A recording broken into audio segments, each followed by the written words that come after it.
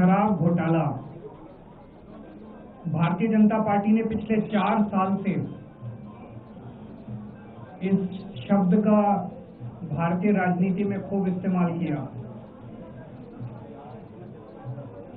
आज उसमें जो आदेश आया उस पर भी चर्चा करेंगे। न्यायालय ने, हमारे जस्टिस सिस्टम ने इसमें एक बहुत ऐतिहासिक फैसला दिया है। इसके लिए मैं जुडिशरी का बहुत बहुत धन्यवाद करना चाहता हूं, जज साहब का बहुत बहुत धन्यवाद करना चाहता हूं। आज के इस माहौल में जब सारी संस्थाओं को, सारे अथॉरिटीज को डराया जा रहा है, धमकाया जा रहा है, ऐसे में इतना बड़ा न्याय करने के लिए जज साहब ने वाकई बहुत हिम्मत दिखाई है। मैं उन सभी वकील भाइयों का धन्यवाद करना चाहता हूं जिन्होंने एक एक कदम हम लोगों का साथ दिया, हमारी ये लड़ाई न्यायालय में लड़ी। मैं खासकर नाम लेना चाहता हूं, अभिषेक मनु सिंघवी साहब का धन्यवाद करता हूं, हरिहरन साहब का धन्यवाद करता हूं, रिबेका मैडम का धन्यवाद करता हूं, विक्रम चौधरी जी का, दयान कृष्णन जी का, रमेश गुप्ता जी का, शादान का, मोहित माथुर जी का, विवेक जैन, रजत, मोहम्मद इरशाद, करण, मोदित जैन, और भी कई नाम है, अगर मेरे से कुछ रह गए हो। बहुत सारे वकीलों ने हमारा साथ दिया और उन सारे देश भर के लोगों का जिन्होंने पिछले 4 साल से जिस तरह से हमारे ऊपर अत्याचार किया जा रहा था, इतने कठिन समय में हम लोगों का साथ दिया, उनका धन्यवाद करना चाहता हूं। आप जान रहे हैं कि किस तरह से पिछले 4 साल से ईडी को, सीबीआई को, सारी संस्थाओं को इस्तेमाल करके हमारे ऊपर एक शराब घोटाला नाम का एक आरोप लगाया गया। सीबीआई ने, ईडी ने उसमें चार्जशीट फाइल की। आज कोर्ट को प्राइमा फेसी ये निर्णय लेना था कि क्या सबूत और गवाहों के बयानों के आधार पे सफिशिएंट मटेरियल है कि इसमें मुकदमा चलाया जाए। अभी मुकदमा चला नहीं था। कोर्ट को यह निर्णय लेना था कि क्या मुकदमा चलाने लायक सफिशिएंट मटेरियल है, और कोर्ट ने लगभग 600 पेज के आदेश में सारे सबूतों और सारे गवाहों को मद्देनजर रखते हुए ये कहा है कि इतना भी सबूत नहीं है, इतने भी गवाहों के बयान नहीं है, एक निक्का सा भी सबूत नहीं है कि इसमें मुकदमा तक चलाया जा सके। अगर मुकदमा चलाया जाता, 15-20 साल मुकदमा चलता, उसमें बहुत सारे गवाह बुलाए जाते, सबूत रखे जाते, उसके बाद होता, वो तो अलग बात है। कोर्ट का ये कहना है कि इतना टुच्चा केस है, इतना फर्जी केस है, इतना बेकार केस है, इतना गलत केस है। ये मैं नहीं कह रहा, ये भाषा है। आप कोर्ट का ऑर्डर पढ़िए। ये ऑर्डर जो है ये ऐतिहासिक ऑर्डर है।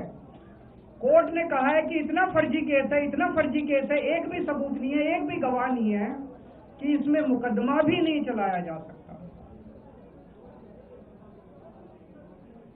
ये पूरा षड्यंत्र किसने रचा, क्यों रचा? ये पूरा षड्यंत्र 2 लोगों ने मिलकर रचा, नरेंद्र मोदी जी और अमित शाह जी। और आज उन दोनों को पूरे देश से माफी मांगनी चाहिए।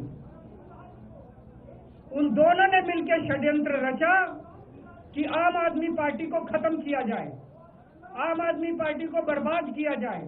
और उस षड्यंत्र के तहत आजाद भारत का सबसे बड़ा और सबसे घिनौना षड्यंत्र रचा उन लोगों ने। वो देख रहे थे कि दिल्ली में वो हमें नहीं हरा सकते।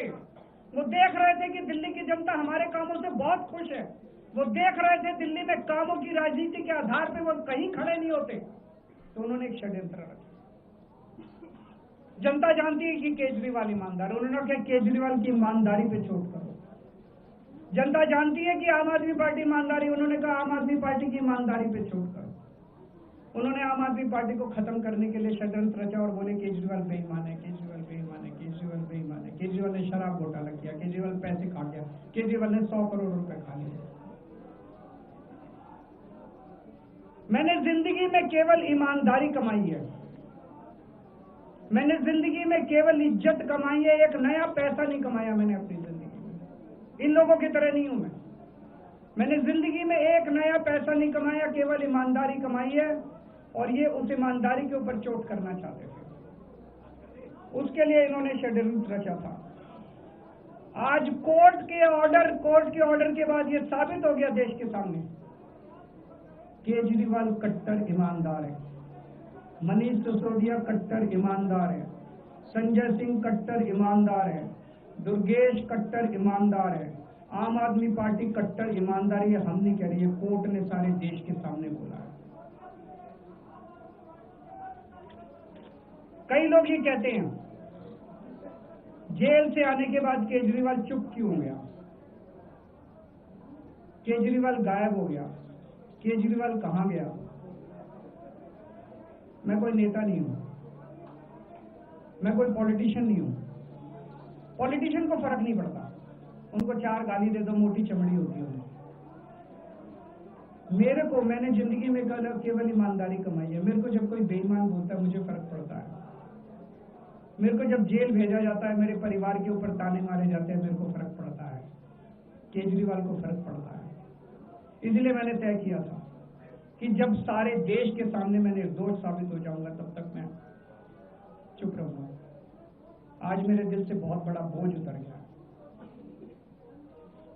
मैं मोदी जी को कहना चाहता हूं, मोदी जी, आपने हमारे ऊपर इतने केस कर लिए, आपने ईडी छोड़ दी, आपने सीबीआई छोड़ दिया, आपने पुलिस छोड़ दिया, आपने इनकम टैक्स छोड़ दिया हमारे पीछे, आपने जेल भेज दिया हमारे 5 सबसे बड़े नेताओं को। आम आदमी पर एक समय ऐसा था जब आम आदमी पार्टी के सबसे टॉप के 5 नेता जेल में थे एक साथ। उसके बाद भी केजरीवाल का कुछ नहीं बिगाड़ सके। अब तो एक ही तरीका बचा है मोदी जी केजरीवाल से निपटने का, केजरीवाल का कत्ल करवाना पड़ेगा, केजरीवाल की हत्या करवानी पड़ेगी। उसके अलावा केजरीवाल आपसे संभलने वाला नहीं है। अब आपके बस का नहीं है केजरीवाल, आपने सब कुछ करके देख लिया, अब केजरीवाल का कत्ल ही करवाना पड़ेगा। और एक तरीका है, मैं पहले भी बोल चुका, लेकिन वो मोदी जी के बस का नहीं है। मैंने 500 स्कूल बनवाए दिल्ली में, आप 5000 स्कूल बनाओ। मैंने दिल्ली की सड़कें अच्छी करी, आप पूरे देश की सड़कें ठीक कर दो, देखो केजरीवाल को कोई पूछेगा ही नहीं। केजरीवाल ने 200 मोहल्ला क्लिनिक बनाया, 20,000 मोहल्ला क्लिनिक बनाओ, आप तो देश के प्रधानमंत्री हो, अरे अच्छे काम करो ना। वो नहीं होता मोदी जी, वो मोदी जी से नहीं होता। मैं उनको कहना चाहता हूं, प्रधानमंत्री जी, केवल सत्ता की जो प्रधानमंत्री मोदी जी की और अमित शाह जी की सत्ता की हवस है, ये उसका नतीजा है जो ये षड्यंत्र रचा गया। और इस षड्यंत्र का मैं बहुत छोटा हूं, हमारे परिवार ने बहुत भुगत भोगी है। मैं जेल गया, मेरी माँ बीमार रहती है बहुत ज्यादा, उसको अस्पताल में एडमिट कराना पड़ा, बहुत रोई मेरी माँ, बहुत रोई। इनकी पत्नी मनीष सिसोदिया जी की पत्नी, उनको मल्टीपल स्क्लेरोसिस डिजीज है, सब लोग जानते हैं। जब सुप्रीम कोर्ट में केस चल रहा था, संजीव खन्ना जी ने कहा कि बहुत गंदी बीमारी है, उनके नीचे का पूरा पोर्शन काम नहीं करता और धीरे धीरे बीमारी बढ़ती जा रही है। हमारे परिवार ने बहुत भुगता है, लेकिन वो इम्पोर्टेंट नहीं है, हम इम्पोर्टेंट नहीं है, हमारा परिवार भी इम्पोर्टेंट नहीं है। लेकिन मोदी जी और अमित शाह जी के षड्यंत्र का खामियाजा जो दिल्ली भुगत रही है, दिल्ली के 3 करोड़ लोग भुगत रहे हैं, उसकी भरपाई कौन करेगा।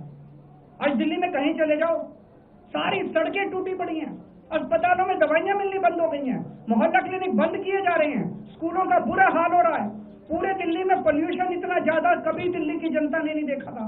यमुना का बहुत बुरा हाल हो गया।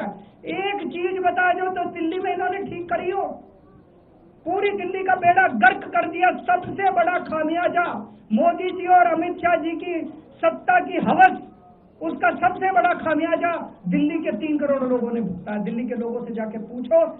आज मैं चैलेंज करता हूं मोदी जी को, मोदी जी हिम्मत है दिल्ली में दोबारा चुनाव करा के दिखा दो, 10 से ज्यादा तुम्हारी सीट आ जाए, मैं राजनीति छोड़ दूंगा।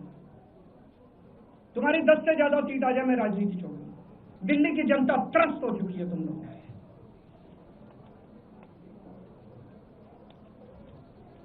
मैं मोदी जी को कहना चाहता हूं, अगर आपने सत्ता हासिल करनी है, कुछ पॉजिटिव काम करके सत्ता हासिल। तो आज देश के सामने इतनी बड़ी बड़ी समस्याएं हैं। आज देश का युवा दुखी है, देश का व्यापारी दुखी है, देश का उद्योगपति दुखी है। आज अमेरिका हमें आंखें दिखा रहा है। मोदी जी की हिम्मत नहीं है जो ट्रंप के खिलाफ एक शब्द बोल दें ट्रंप के खिलाफ। रोज ट्रंप गालियां देता है मोदी जी को, रोज ट्रंप गालियां देता है भारत को, रोज ट्रंप गालियां देता है हमारे देश को। मोदी जी के हमारा प्रधानमंत्री भीगी बिल्ली बना हुआ है। अरे देश संभालिए ना, आपको हमने देश चलाने को दिया था और अब केजरीवाल में उलझ गए, आप आम आदमी पार्टी में उलझ गए। पॉजिटिव काम करके सत्ता हासिल कीजिए, ये नेगेटिव काम करना बंद कीजिए। अगर आपके कोई एक दो प्रश्न है तो क्या आपको उम्मीद है कि आप ईडी के मामले को भी? ईडी मामला खत्म हो गया। सीबीआई के मामले के बेस पे ईडी था, वो फॉर्मेलिटी बची है। हम अगले हफ्ते एप्लीकेशन डालेंगे, ईडी का मामला खत्म हो जाएगा। कांग्रेस कह रही है कि ये बीजेपी ने जो है कांग्रेस को नुकसान पहुंचाने के लिए आपको जो है राहत दिलवा दी है, वो भी। मैं आपसे पूछना चाहता हूँ, केजरीवाल जेल गया, रॉबर्ट वाड्रा जेल गया, संजय सिंह जेल गया, क्या राहुल गांधी जेल गया, मनीष सिसोदिया जेल गया, सोनिया गांधी जी जेल गई? किस मुंह से बात करते हैं? शर्म नहीं आती कांग्रेसियों? ले जाए, वो तो ले जाए, उनका हक है। सुप्रीम कोर्ट भी जाएंगे, हाई कोर्ट भी जाएंगे। जैसे निचली कोर्ट में न्याय हुआ ऐसे ऊपरी कोर्ट में भी न्याय हुआ। जब कोई सबूत है ही नहीं, जब कोई गवाह है ही नहीं, तो ऊपर के कोर्ट में भी कहां से लाएंगे सबूत, कहां से लाएंगे गवाह? आज कोई छोटा मोटा उन्होंने डिस्चार्ज कर दिया है हमें, उन्होंने कहा कोई आरोप ही नहीं बनता।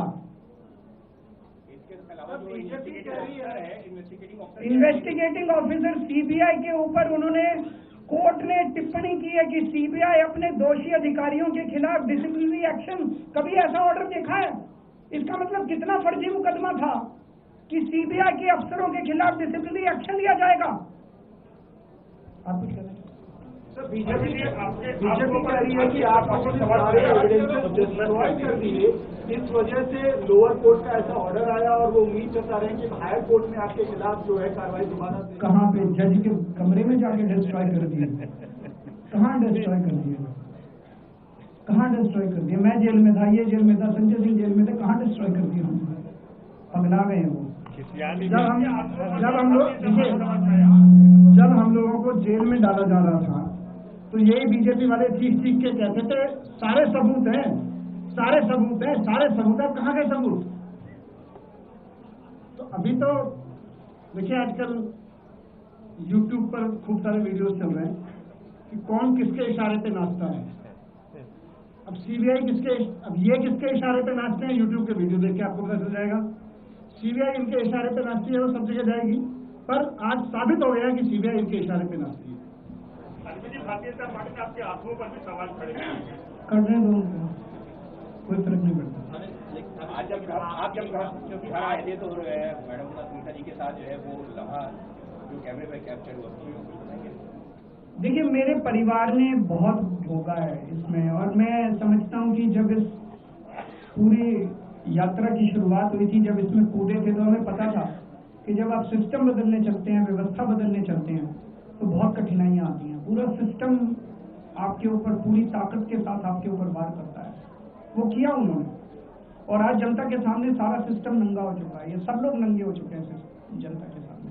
ये तो होना ही था। सत्य को एक न एक दिन देर हो सकती है, अंधेर नहीं है। पंजाब और गुजरात के खिलाफ आज की वर्ड के बाद ये केवल एक आध चुनाव की बात नहीं है, ये पूरे सिस्टम को ललकारने की बात है। जिस तरह से सिस्टम का दुरुपयोग इन लोगों ने किया, और जिस तरह से सिस्टम का दुरुपयोग करके इन लोगों ने, पता है, ये सिटिंग चीफ मिनिस्टर को अगर ये जेल में डाल देंगे तो फिर क्या बचा? और इतने फर्जी केस में फिर तो कुछ भी नहीं बचा। कल को स्टालिन साहब को जेल में डाल देंगे, ममता बनर्जी को, जो जहां इनकी पार्टी हारेगी उस मुख्यमंत्री को पकड़ के जेल में डाल दो। जनतंत्र ही नहीं बचा। आज बाबा साहब अंबेडकर के संविधान के सामने एक तानाशाह को